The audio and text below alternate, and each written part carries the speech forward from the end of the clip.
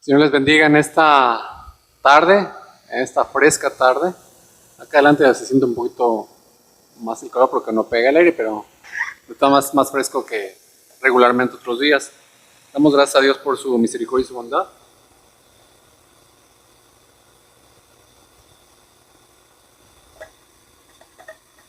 Como ustedes saben, hemos estado viviendo en estas últimas semanas un conflicto, ¿no? Que ha ido subiendo de tono, de violencia, de alcance. Y precisamente ayer, los que no se enteraron, autorizó Trump bombardear 3 instalaciones nucleares con armas especiales que perforan 15, 16, 20, 30 metros el piso para poder destruir esas instalaciones nucleares. ¿Cuál va a ser la respuesta de Irán? Todavía no lo sabemos, pero evidentemente está involucrado también China y Rusia y Corea del Norte y otros países que son aliados o tienen tratados de defensa conjunta con Irán. Esto podría desembocar en las semanas siguientes un aspecto todavía más impredecible. Esto no nos llevaría inmediatamente a una guerra nuclear. Para que eso suceda, pues tienen que pasar muchas más cosas. Pero es evidente de que el que estemos en una guerra es el resultado, ¿verdad? De cómo, por una parte, Satanás ha hecho su trabajo, un buen trabajo, y por otra parte también el mundo desea, anhela la destrucción. E independientemente del trabajo de Satanás y el trabajo de los hombres políticos o los que están en el poder, recuerden que Jesucristo sigue reinando. Él es soberano y Él es rey. Y Él dirige al mundo al punto histórico que Él quiere que así sea, ¿no? A veces pensamos que la iglesia no va a tener dificultades, pero siempre las ha tenido. Ha habido una guerra, la Primera Guerra Mundial, ha habido una Segunda Guerra Mundial, y la iglesia ha permanecido por la promesa de Cristo, que Él estará con nosotros todos los días hasta el fin del mundo. En el capítulo anterior, escuchamos la primera parte del testimonio de Pablo, es decir, su vida antes de conocer a Cristo, ¿recuerdan? Enfatizando su carrera como perseguidor de la iglesia. Y no lo decía como algo del cual se jactaba, sino como un testimonio vivo de lo que él estaba experimentando y estaba haciendo. Y ahora vamos a seguir leyendo Gálatas en 3 secciones y vamos a abarcar primero el versículo 15 del capítulo 1 al versículo 24, donde él relata su conversión y su llamamiento a ser apóstol y predicador del evangelio. Y lo voy a leer en Nueva Traducción Viviente. Ustedes lo siguen en sus Biblias o en pantalla para que vean los matices o las diferencias que a veces podemos encontrar en el texto. Dice el versículo 15 del capítulo 1: pero aún antes de que yo naciera, Dios me eligió y me llamó por su gracia maravillosa. Luego le agradó, versículo 16, revelarme a su Hijo para que yo proclamara a los gentiles la buena noticia acerca de Jesús. Cuando eso sucedió, no me apresuré a consultar con ningún ser humano, versículo 17. Tampoco subí a Jerusalén para pedir consejo de los que eran apóstoles antes que yo. En cambio, me fui a la región de Arabia y después regresé a la ciudad de Damasco. Versículo 18. Luego, 3 años más tarde, fui a Jerusalén para conocer a Pedro y me quedé 15 días con él. Versículo 19. El único otro apóstol que conocí en esos días fue Santiago, el hermano del Señor. Versículo 20. Declaro delante de Dios que no es mentira lo que les escribo. Versículo 21. Después de esta visita me dirigí al norte, a las provincias de Siria y Cilicia. 22. Y aún así, las iglesias en Cristo que están en Judea todavía no me conocían personalmente. 23. Todo lo que sabían de mí era lo que la gente decía. El que antes nos perseguía, ahora predica la misma fe que trataba de destruir. Versículo 24. Y alababan a Dios por causa de mí. Vamos a orar, que el Señor sea el que nos hable en esta tarde. Te bendecimos, Señor, te alabamos y te damos muchas gracias, Padre, porque tú eres bueno, porque tu misericordia es para siempre y tu verdad por todas las generaciones. Has dejado tu palabra, Señor, para animarnos, exhortarnos, confrontarnos, enseñarnos y guiarnos al camino de la verdad. Te suplicamos, Señor, que abras nuestros ojos y nuestro entendimiento para mirar las maravillas de tu ley. No permitas que nuestro corazón permanezca sin humillarse y quebrantarse. Que tu palabra como espada de doble filo penetre hasta lo más profundo de nuestro ser. Ayúdanos, Señor, a percibirnos, a entender tu palabra y actuar en consecuencia, Padre. Abre nuestros ojos, Señor, por medio de tu Espíritu Santo y tu palabra, para que podamos entender tu palabra y actuar en consecuencia. Bendito seas de la voz, Señor, por Cristo Jesús. Amén. Pablo ligó la elección, hermanos, de Dios con su llamamiento en el tiempo. La elección es eterna y el llamamiento es histórico, es tangible en la historia. En el versículo 15 él dice: pero cuando Dios me apartó desde el vientre de mi madre y me llamó por su gracia, tuvo a bien revelar a su Hijo en mí para que yo lo anunciara entre los gentiles, etc., etc.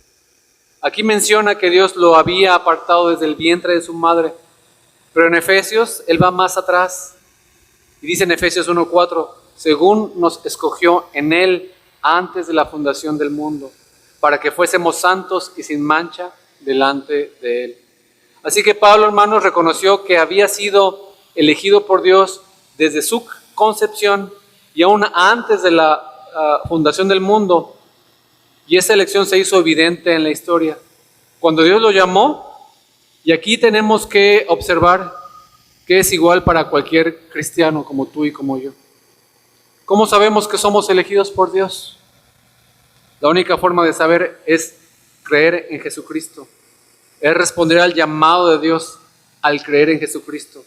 Y si creemos en Él, es evidencia de que Dios nos eligió desde antes de la fundación del mundo.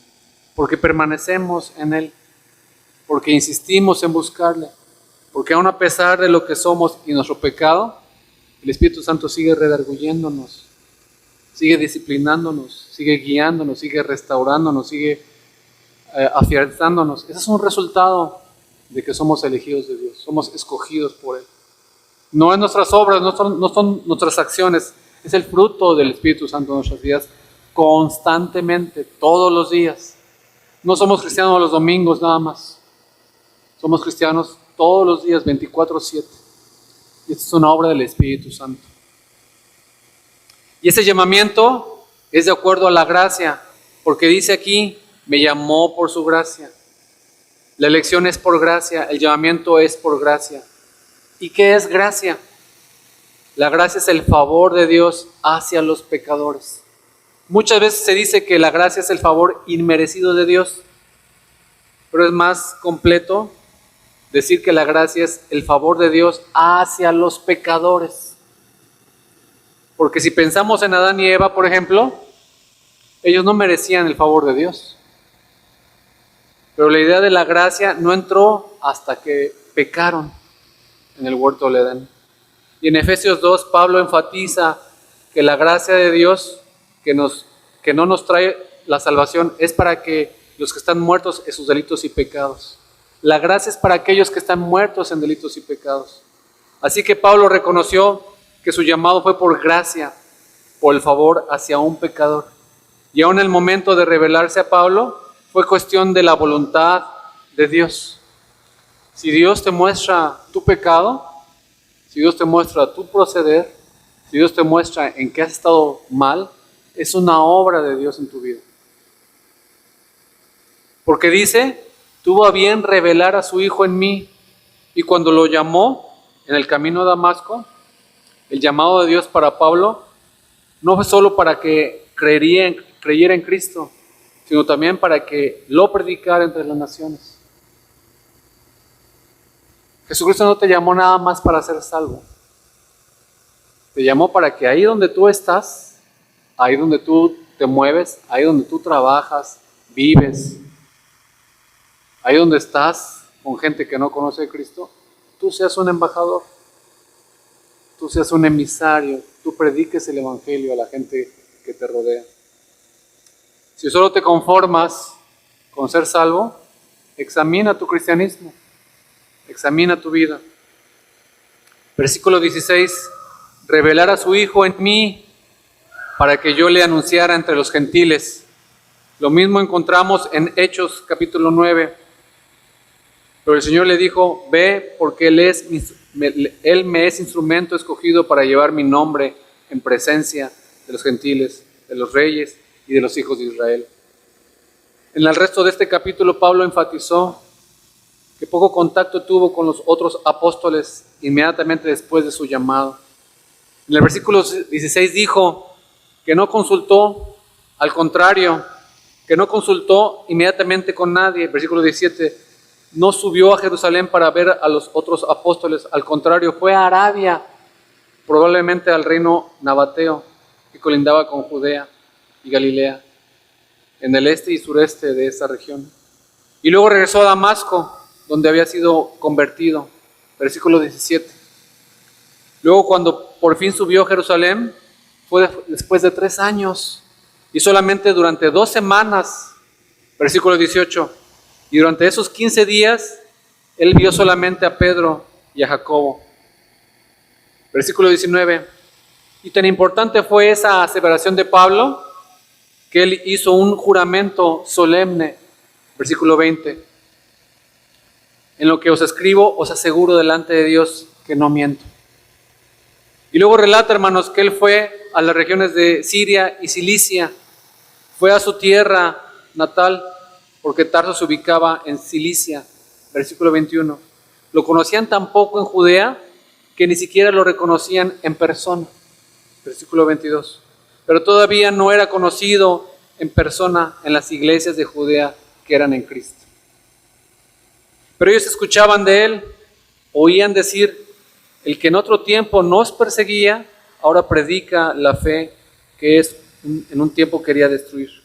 El resultado fue que los cristianos glorificaban a Dios por la conversión y el ministerio de Pablo, reconociendo que fue algo extraordinario y genuino, y glorificaban a Dios por causa de mí, dice Pablo. Hermanos, aquí Pablo introdujo los nombres de Cefas o Pedro y Jacobo. Estos dos van a aparecer otra vez en esta carta, pues es importante identificarlos. Cefas es el nombre arameo para Pedro, uno de los apóstoles originales. Y Pedro, durante los primeros días de la iglesia, él ejerció liderazgo entre los apóstoles, tomó la palabra varias veces, por ejemplo, en Pentecostés, ¿recuerdan? También en abrir el camino para Cornelio y su familia. A Pedro lo conocemos bien por los evangelios y los hechos también. Pero hay debate en cuanto a quién es Jacob. Y hay varios candidatos. No puede ser Jacob el hermano de Juan, uno de los apóstoles, porque Herodes ya lo había matado. Había otro apóstol, Jacobo, identificado como el hijo de Alfeo. A veces se llama Jacobo el menor. Algunos han sugerido que Alfeo fue el cuñado de María, lo cual haría a este Jacob el primo hermano de Jesús. Esta sugerencia es para explicar por qué Pablo lo llama el hermano del Señor. Otros han especulado que este Jacob, al cual se está refiriendo en este pasaje, fue el hijo de José, de un matrimonio anterior, y que José había quedado viudo. Estas especulaciones sugieren la idea de que María fue siempre virgen, una idea que no encontramos y no tiene sustento en el Nuevo Testamento. Una idea más probable es que este Jacob fue el hijo de José y María, porque se menciona un Jacob en la lista de los hermanos de Jesús. En Mateo 3, 55 y 56 y Marcos 6, 3 y probablemente el autor de la carta de Santiago. Es un poco curioso que Pablo lo agrupó entre los apóstoles, pero es aparente que él pronto asumió una posición de liderazgo en la iglesia de Jerusalén, hablando de Jacobo. Y según la tradición de la iglesia, este Jacobo o Santiago fue muy cuidadoso en seguir las costumbres judías toda su vida, lo cual hizo muy apto para ser líder de la iglesia en Jerusalén. Ahora, regresando al argumento principal, podemos resumirlo diciendo que el evangelio que Pablo predicó a los Gálatas fue el único evangelio, porque Pablo lo recibió directamente de Jesucristo y no por medio de agencia humana o intervención humana. El propósito de relatar su testimonio personal fue para apoyar su aseveración de que el evangelio le llegó directamente de Jesucristo. Pablo está diciendo, en efecto, esta es mi historia, para comprobar que el evangelio que predico no es mío, no es mi historia, ni la historia de cualquier otro ser humano, sino la historia de Jesús. Ahora tenemos 3 argumentos a favor del evangelio que Pablo está predicando y su veracidad. 1, es la buena noticia, única y diferente a cualquier otro mensaje religioso. 2, da liberación a todos los que creen. Y 3, que liberó a un hombre llamado con consecuencias que han transformado al mundo para bien. En este caso, el apóstol Pablo. Hermanos, ese es el resultado del Evangelio de Jesucristo. Una buena noticia que llega a tu corazón. No nada más en el pasado, hoy y mañana. Independientemente de cómo esté el mundo, es una buena noticia que alegra tu corazón. La segunda característica, te liberta de tu pecado. Si sigues siendo el mismo o la misma, tú no conoces el evangelio de Jesucristo. Conoces tu evangelio o el evangelio religioso, pero no conoces el evangelio de Cristo. Y la tercera evidencia es que tu vida da testimonio de que Cristo es tu Señor y Salvador. Hoy pecas menos que ayer y mañana buscarás más la santidad de Cristo que hoy. Ese es el resultado del evangelio de Jesucristo en el corazón del hombre y la mujer.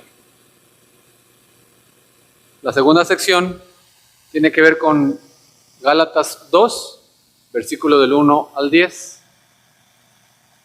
Uno de los aspectos más notorios de la fe cristiana es su capacidad de romper divisiones entre pueblos, etnias, entre culturas, lenguajes, y entre naciones que nunca han tenido una organización en la tierra. Hoy más que nunca vemos países divididos por religiosidad, por conveniencia política, por agenda globalista, por ideología de género, etc., etc. El cristianismo, el evangelio, unifica a esos diferentes grupos bajo una sola creencia. Al mismo tiempo, al nivel local, en la iglesia, a veces es difícil creer que las iglesias son multiculturales. Y no es un fenómeno nuevo.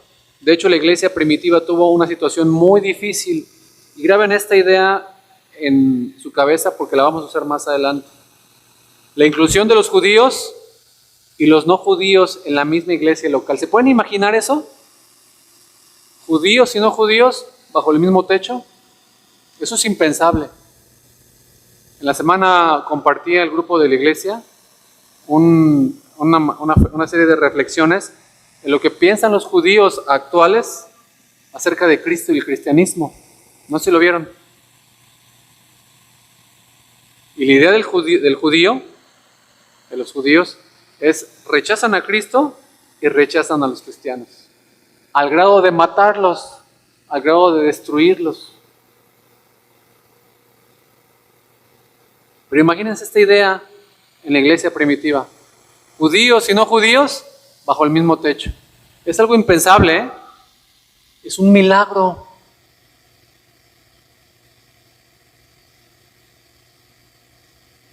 Además, algunos cristianos judíos no estaban convencidos de que los no judíos pudieran ser cristianos. Había una lucha constante. En nuestro texto de hoy, Pablo continúa contando su historia para resistir una alteración al evangelio que amenazaba la unidad de la iglesia en estos versículos del 2 al 10.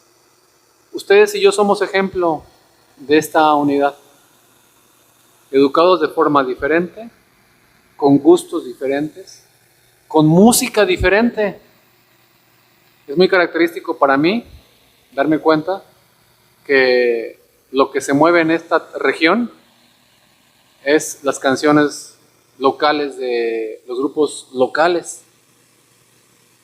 ¿Cómo se llaman los grupos locales? ¿Cómo? Apache, Chicos de Barrio. Y yo cuando escucho esa música entiendo que es de aquí, pero no me sé la letra. Pero no me la sé. ¿Por qué? Porque no crecí con ella. Pero ¿cómo es posible que tengamos gustos diferentes y estemos en el mismo lugar? Es a causa del evangelio. Es a causa de Cristo. Sin embargo, todavía hay gente aquí que dice que es cristiana, que entra a la iglesia encubiertamente, hipócritamente, para espiar, para ver, para analizar y tener material para juzgar a las personas. Gálatas 2, 1 al 10. Fíjense lo que dice la otra traducción viviente, versículo 1 del capítulo 2. Luego, 14 años más tarde, regresé a Jerusalén, esta vez con Bernabé y Tito también vino. Versículo 2. Fui a Jerusalén porque Dios me reveló que debía hacerlo. Durante mi tiempo allí, me reuní en privado con los que eran reconocidos como los dirigentes de la iglesia y les presenté el mensaje que predico a los gentiles. Quería asegurarme de que estábamos de acuerdo, porque temía que todos mis esfuerzos hubiesen sido inútiles y que estaba corriendo la carrera en vano. Traten de entender lo que está diciendo Pablo, hermanos. Él hizo una acción en privado para corroborar lo que se estaba predicando, lo que él estaba enseñando. Sin embargo, versículo 3, ellos me respaldaron y ni siquiera exigieron que mi compañero Tito se circuncidara a pesar de que era griego. Ellos, siendo judíos, Pablo, Pedro, Juan, estaban recibiendo, estaban aceptando a quién, e incluso a Tito, que no era judío.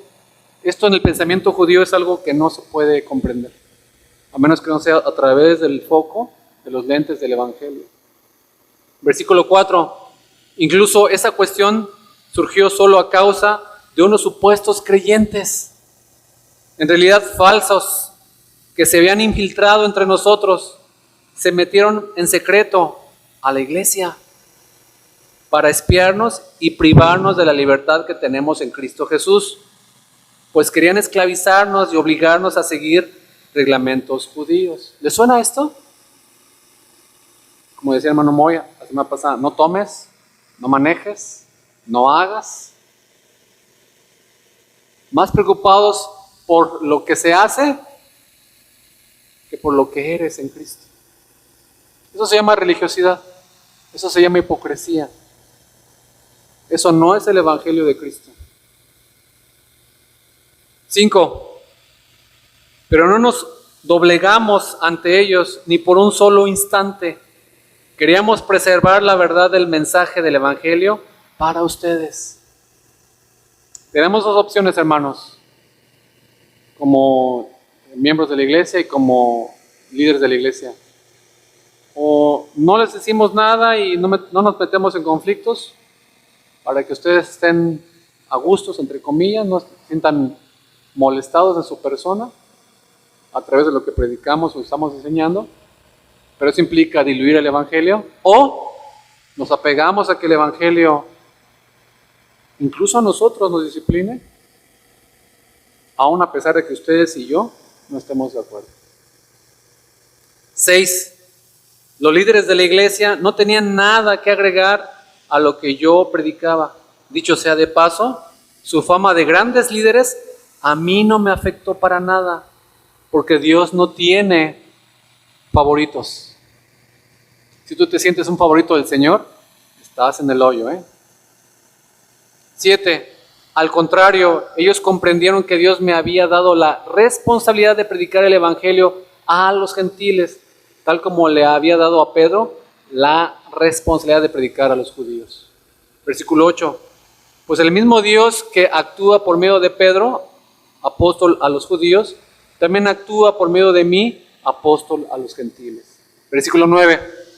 De hecho, Santiago, Pedro y Juan, quienes eran considerados pilares de la iglesia, reconocieron el don de Dios que Dios me había dado y nos aceptaron a Bernabé y a mí como sus colegas. Nos animaron a seguir predicando a los gentiles mientras ellos continuaban su tarea con los judíos. Versículo 10. La única sugerencia que hicieron fue que siguiéramos ayudando a los pobres, algo que yo siempre tengo deseos de hacer.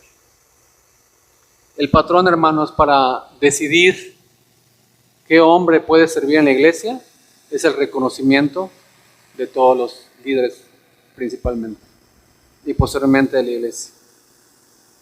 Y este patrón es actual hoy. No puedo yo decir, no, el Señor me habló y me dijo que yo soy elegido.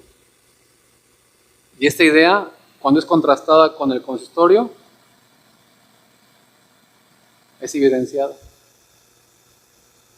En el versículo 1 del capítulo 2, Pablo menciona que después de 14 años subió por segunda vez a Jerusalén. Y no sabemos, no es claro si estos 14 años han sido después de su conversión y llamado, o después de la primera visita a Jerusalén que mencionó en el capítulo 1, versículo 18.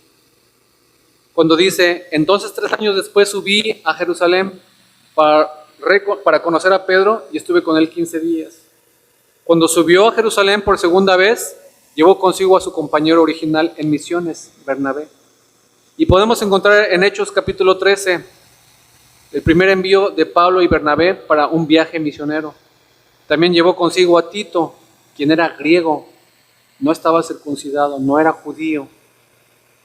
Aquí debemos hablar un poco de la terminología que Pablo está utilizando, porque menciona a los gentiles, menciona a los griegos y los de la incircuncisión.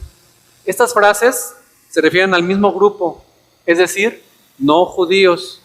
Y luego menciona a los judíos y también a los circuncidados o a la circuncisión, refiriéndose a los judíos. Pablo subió a Jerusalén específicamente porque Dios le dijo que fuera, versículo 2. Subí por causa de una revelación y llegando allá, él presentó su evangelio, el que predicaba entre los gentiles a los líderes. Ahora hay un debate, hermanos, que no vamos a poder resolver aquí y no lo vamos a abarcar, acerca de si esta visita es la misma visita registrada en Hechos capítulo 15, porque trataban de un asunto, el mismo asunto o algo muy parecido en esta reunión en Hechos capítulo 15. Algunos piensan que lo que describe aquí Pablo fue esa reunión y otros creen que fue otra reunión. ¿Cuál es el punto de la reunión, hermanos? Esta convergencia, esta unión de judíos y no judíos bajo el mismo techo. El pensamiento judío hasta la fecha es pensar que ellos son superiores a todo lo que existe en el mundo. El pensamiento no judío, ¿cuál es? Son despreciables esos judíos. En el Evangelio, bajo el Evangelio, estos dos pensamientos son destruidos, son aniquilados. No hay siervo ni libre, no hay judío, no hay griego. En Cristo, todos son nuevas criaturas. Pero como sea, dice aquí que Él se reunió con los apóstoles, versículo 2. Les presenté el evangelio que predico entre los gentiles. Pero fíjense cómo dice, pero lo hice en privado a los que parecían. Versículo 6, otra vez dice, y de aquellos que tenían reputación de ser algo, los que parecían ser algo. Y luego otra vez al final del versículo 6, pues bien, los que tenían reputación, simplemente los que parecían. Y luego por cuarta vez en el versículo 9, él dice, reconociendo la gracia que se me había dado Jacobo y Pedro y Juan, que eran considerados como columnas, es decir, parecían ser columnas. 4 veces, hermanos, utiliza esta misma palabra, parecían ser. Y su explicación por la privacidad de la reunión fue para cerciorarse de que no corría ni había corrido en vano. Algunos interpretan esto como si Pablo tuviera dudas acerca de lo correcto del evangelio que predicaba. Pero en este contexto no puede ser una interpretación válida. Se reúne con ellos en privado, aparentemente para evitar que cualquier diferencia entre ellos involucrara en primera instancia la iglesia, antes de poder conversarlo con ellos. Y él quería asegurarse de que no había corrido en vano. Fíjense qué interesante este concepto. Probablemente esto significa que Pablo entendía que una división entre él y los apóstoles originales habría devastado su ministerio y devastado el ministerio del evangelio de los apóstoles originales. Si los mismos apóstoles originales y Pablo no pudieran estar de acuerdo en defensa de las iglesias gentiles, como las de Galacia, el evangelio no se podría haber extendido como se extendió.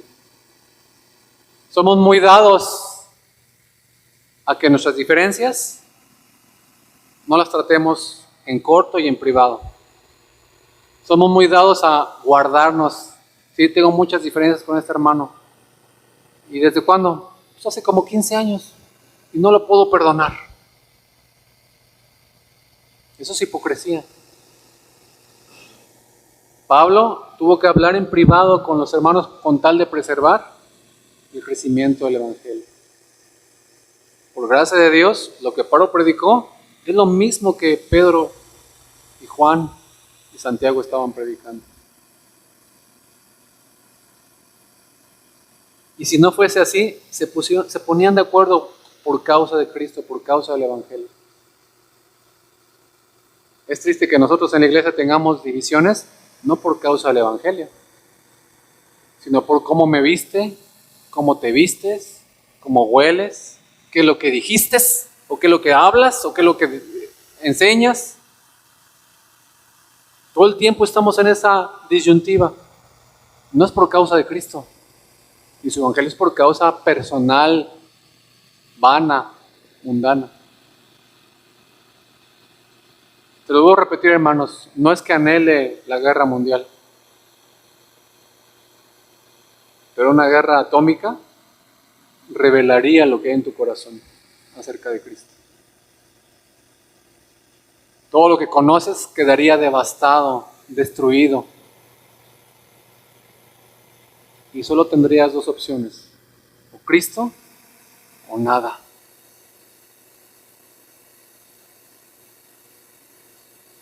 Pablo, Bernabé y Tito resistieron a los falsos hermanos que querían robarles de su libertad en Cristo y reducirlos otra vez a esclavitud. Esa es la segunda vez que Pablo menciona a sus adversarios, y él los menciona en el capítulo 1:7.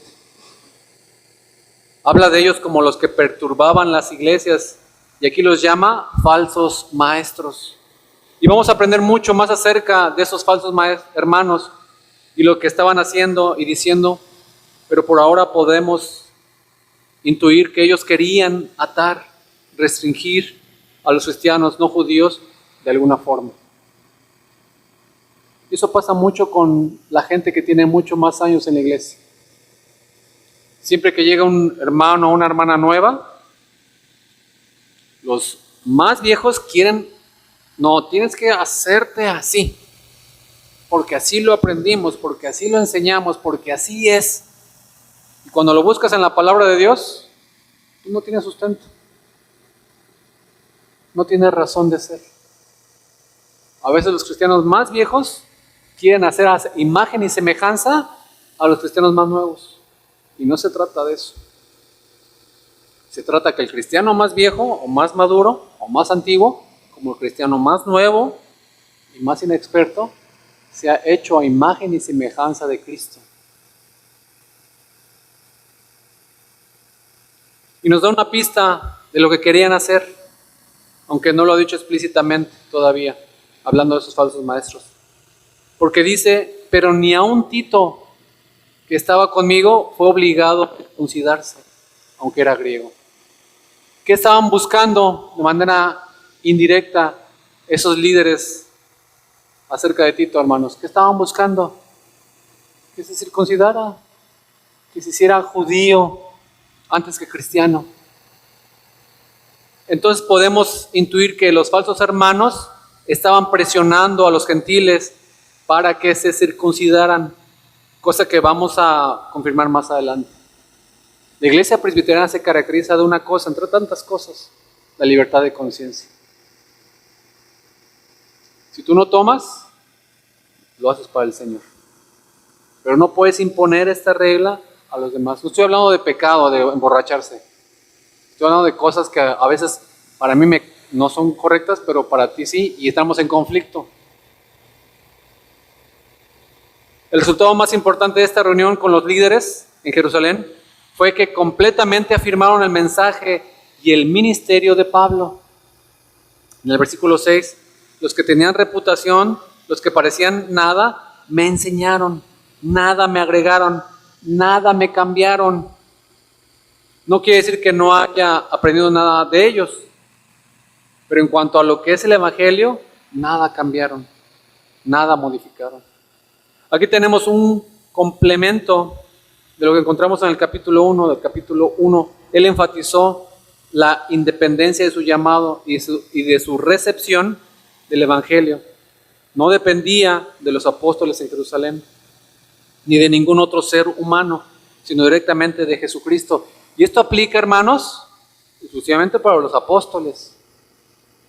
Tú podrías pensar, yo soy llanero solitario, yo no necesito de la iglesia, ni de los maestros, ni de los estudios. No. Este concepto de ser elegido por Dios para llevar el Evangelio es exclusivamente para los apóstoles. Ustedes y yo tenemos que sentarnos y aprender,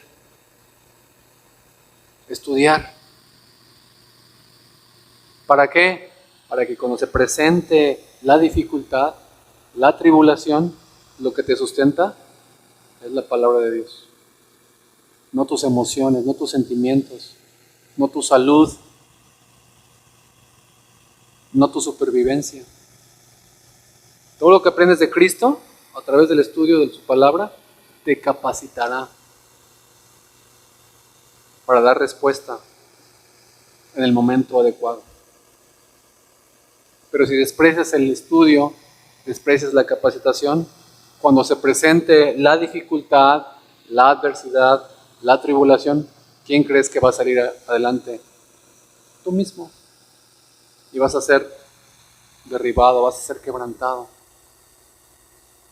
Pero aquí él enfatiza su acuerdo, el acuerdo entre Pablo y los apóstoles originales, en el versículo 7, sino al contrario, al ver que se me había encomendado el evangelio a los de la incircuncisión, así como a Pedro lo había sido el de la circuncisión, mismo evangelio, dos diferentes grupos. Reconocieron que el mismo Dios obró en el ministerio a los judíos y a los gentiles. Versículo 8, porque aquel que obró eficazmente para con Pedro, obró eficazmente para conmigo.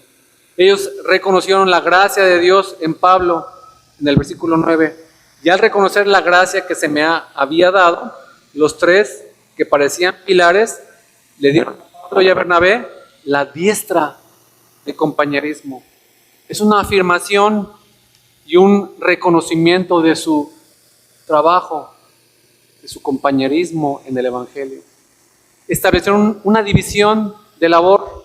Dice Pablo que para que nosotros fuésemos a los gentiles y ellos a los de la circuncisión. Y solamente pidieron una cosa, que no nos olvidáramos de los pobres. Lo mismo que yo había yo estaba también deseoso de hacer. Y probablemente estaban refiriéndose a los pobres de Jerusalén, porque después de la persecución, después de la muerte de Esteban, muchos huyeron de Jerusalén, muchos cristianos, y así la economía de los cristianos en Jerusalén sufrió y además hubo hambre. Y Pablo más de una vez llevó ofrendas especiales para los pobres en Jerusalén. Y por eso Pablo agrega lo mismo que yo estaba también deseoso de hacer. Estoy dispuesto a hacerlo. Entonces terminamos esta sección con un gran acuerdo entre los apóstoles y Pablo.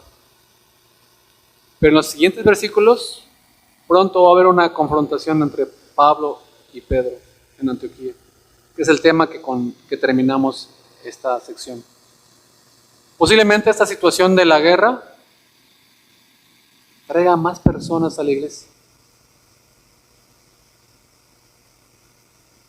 Posiblemente esto de la guerra te empuje a ti hipócritamente a buscar más de Dios.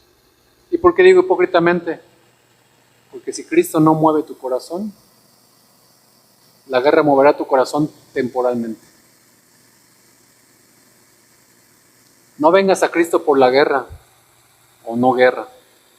No vengas a Cristo por la economía saludable o deteriorada. No vengas a Cristo por la salud o por la enfermedad. Ven a Cristo porque Él ha tocado tu corazón. Porque Él ha puesto en ti una nueva vida en tu alma y en tu corazón. La última parte, versículo 11 al 14. En la anterior sección concluimos un acuerdo entre Pedro y Pablo, o los apóstoles. Y ahora tenemos lo contrario, un conflicto entre Pablo y uno de esos apóstoles. Pero no en cuanto al evangelio mismo, sino en cuanto a la falta de correspondencia al evangelio en el comportamiento de Pedro. Y lo vemos en Gálatas 2, del 11 al 14. Lo voy a leer yo y ustedes lo siguen en sus Biblias o en pantalla. Versículo 11, nueva traducción viviente. Pero cuando Pedro llegó a Antioquía, no Jerusalén, sino a Antioquía, tuve que enfrentarlo cara a cara, porque él estaba muy equivocado en lo que hacía. Versículo 12. Cuando llegó por primera vez, Pedro comía con los creyentes gentiles, quienes no estaban circuncidados. Pero después, cuando llegaron algunos amigos de Santiago, Pedro no quiso comer más con estos gentiles. Fíjense cómo dice aquí, tenía miedo a la crítica de los que insistían en la necesidad de la circuncisión. Tu temor a los hombres, a la religión, a los políticos, a la gente de la misma iglesia, tu temor a estas personas te pone lazo, te condiciona. Y obviamente para mal, porque el temor a los hombres, al que dirán, al que me van a ver feo si digo que no, te pone mal con Cristo. Practica desde el fondo de tu corazón estar bien con Cristo, aunque estés mal contigo mismo o contigo misma. Versículo 13. Como resultado, otros creyentes judíos imitaron la hipocresía de Pedro e incluso Bernabé se dejó llevar por esa hipocresía. ¿Sí se dan cuenta que en la iglesia del Señor no hay cabida para la hipocresía? Y sin embargo venimos constantemente con hipocresía a la iglesia. 14. Cuando vi que ellos no seguían la verdad del mensaje del evangelio, le dije a Pedro delante de todos los demás, si tú, que eres judío de nacimiento, dejaste a un lado a las leyes judías y vives como un gentil, ¿por qué ahora tratas de obligar a estos gentiles a seguir las tradiciones judías? Fue directo, fue claro, fue contundente este llamado de Pablo al apóstol Pedro.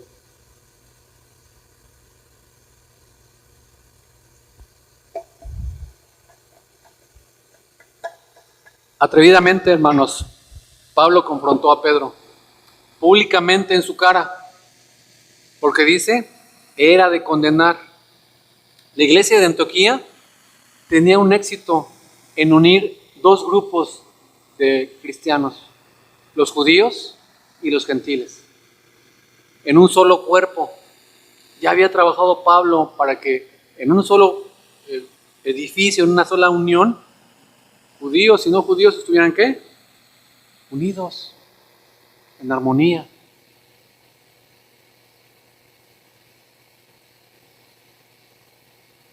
Y Pedro había estado allí de visita, comiendo con los gentiles, ejerciendo su libertad en Cristo de las restricciones de dietas judías. Sin embargo, después de que algunos llegaron de Jacobo, el hermano del Señor, quien fue líder de la iglesia en Jerusalén, ya lo habíamos visto anteriormente, Pedro se apartó de los gentiles y empezó a comer solamente con los judíos. Podemos pensar que las acciones de Pedro no eran gran cosa y no eran para causar un escándalo público. ¿Por qué exageró Pablo en esto? Y Pablo mismo declaró que él adoptó lo más que pudo las costumbres locales para poder alcanzarles con el Evangelio. ¿Recuerdan? En Corintios, 1 Corintios 9, 20, 23, a los judíos me hice como judío para ganar a los judíos, dice Pablo. A los que están bajo la ley, como bajo la ley, aunque yo no estoy bajo la ley, para ganar a los que están bajo la ley. A los que están sin ley, como sin ley, aunque no estoy sin ley de Dios, sino bajo la ley de Cristo, para ganar a los que están sin ley. A los débiles, me hice débil para ganar a los débiles. A todos me he hecho todo, para que por todos los medios salve a algunos. Y todo lo hago por amor del Evangelio, para ser partícipe de él. Pablo tenía esa facultad, Pablo tenía esa visión, esa disciplina. Así que Pablo confesó que él era muy flexible, sin diluir el Evangelio, era muy flexible en las costumbres humanas, en su comportamiento, en cuestiones sociales. Él trataba de adaptarse a las costumbres locales lo más que podía, para poder presentar el Evangelio a ellos en lenguaje moderno, coloquial. Él contextualizó el Evangelio para hacer el Evangelio más entendible para su audiencia. Y él disfrutaba de esta flexibilidad. ¿Por qué condenó a Pedro cuando Pedro decidió comer con un grupo y luego comer con otro grupo, ejerciendo aparentemente libertad en Cristo? ¿Por qué? Para comer con gentiles y luego comer con judíos. Y probablemente sus acciones no habrían sido tan importantes si no fuera el apóstol Pedro reconocido por todos. Y sus acciones tuvieron el efecto de causar una división en la iglesia. Porque en el versículo 13 dice que el resto de los judíos se le unió en su hipocresía, de tal manera que aún Bernabé fue arrastrado por la hipocresía de ellos. ¿Sabe qué hace la hipocresía? Contamina rápidamente a los demás. Y siempre insisto, hermanos, la gente del norte, como ustedes saben, yo soy del centro, la gente del norte se precia o se jacta de ser directa. Pero eso nada más es un decir. Porque en la vida cotidiana, en la vida real, no son directos.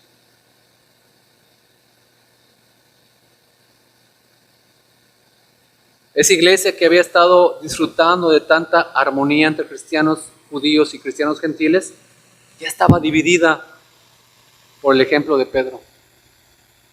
Por lo tanto, Pablo tuvo que reprenderlo públicamente, porque su pecado fue público. Y dice que vio que Pedro no andaba con rectitud en cuanto a la verdad del Evangelio. Por eso él le dijo, si tú siendo judío vives como los gentiles y no como los judíos, ¿por qué obligas a los gentiles a vivir como judíos? Tenemos que analizar lo que Pedro estaba haciendo, hermanos, porque Pablo lo llama hipocresía.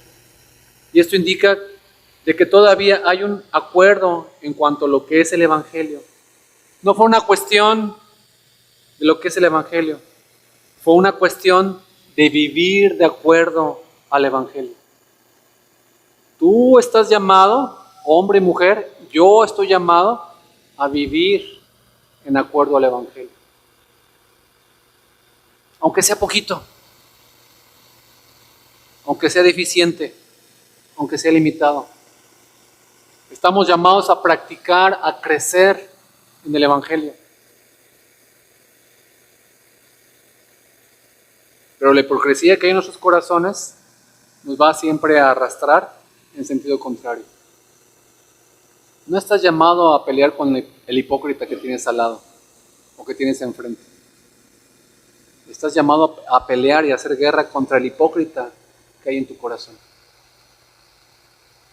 Contra ti, hipócrita, que tu sí es una cosa y haces otra cosa. Que cantas un canto de entrega al Señor, pero saliendo, seguimos siendo los mismos dueños de nuestro propio corazón. Fue una cuestión de vivir de acuerdo al Evangelio. Y Pedro aquí no vivía según sus propias creencias en el Evangelio, porque él mismo sabía que él podía entrar en la casa de los gentiles y comer con ellos, como ya lo había hecho en el caso de Cornelio, ¿recuerdan? En Hechos. Aquí no andaba con rectitud en cuanto a la verdad del Evangelio. No estaba cuestionando la verdad o la veracidad del Evangelio o cambiando el Evangelio, sino estaba andando de acuerdo, no estaba andando de acuerdo al Evangelio. Y Pablo le acusó de obligar a los gentiles a vivir como judíos. Podemos preguntar, ¿en qué manera obligó a los gentiles a vivir como judíos? Porque él, siendo judío, estaba comiendo con judíos. No estaba obligando a nadie a hacer nada aparentemente. Pero su ejemplo estaba enviando un mensaje que ellos tenían que vivir como judíos si querían ser cristianos de primera clase. Y eso nos pasa mucho en la iglesia. Si tú no haces lo que yo te digo, tú no eres cristiano. Yo les he dicho muchas veces, hermanos, el que no comprende el Evangelio, el que no ha nacido por el Evangelio, no es cristiano. No estoy hablando de mis expectativas, de mi experiencia, estoy hablando de lo que es Cristo en nosotros. Todos queremos a Cristo como nuestro Salvador, pero no lo quiero como mi Rey, Señor soberano. Ahora podemos entender lo que los adversarios de Pablo estaban predicando en Galacia. Estaban tratando de obligar a los gentiles cristianos a circuncidarse y vivir como judíos para ser cristianos verdaderos. Y mucho de tus luchas en la iglesia es querer que todos sean como tú piensas que debe ser el cristiano. Tú quieres hacer a otros cristianos o a la iglesia a tu imagen y semejanza. Y eso es perverso. Estamos llamados, hermanos, ustedes y yo, iglesia y consistorio y cualquier área y departamento, a hacer imagen y semejanza de Cristo. No nada más cuando creímos, hoy y mañana. Y de hecho encontramos en Hechos 15:1 que algunos andaban predicando exactamente este mensaje.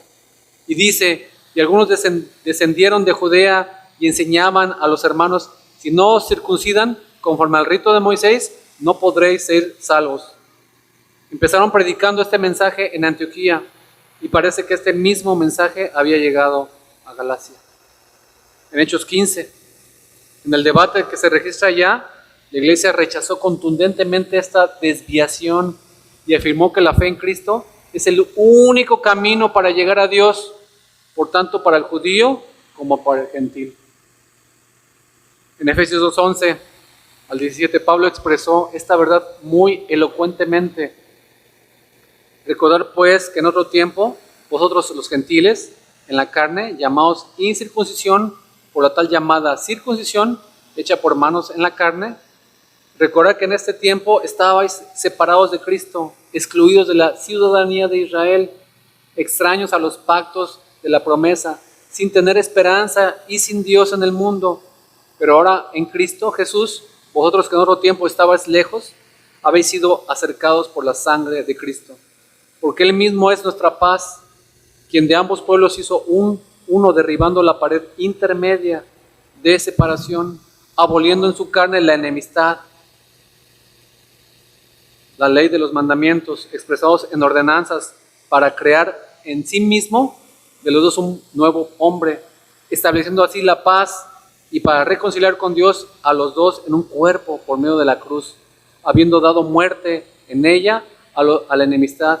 Y vino y anunció paz a vosotros que estabais lejos, y paz a los que estaban cerca, porque por medio de Él los unos y los otros tenemos nuestra entrada al Padre en un mismo espíritu.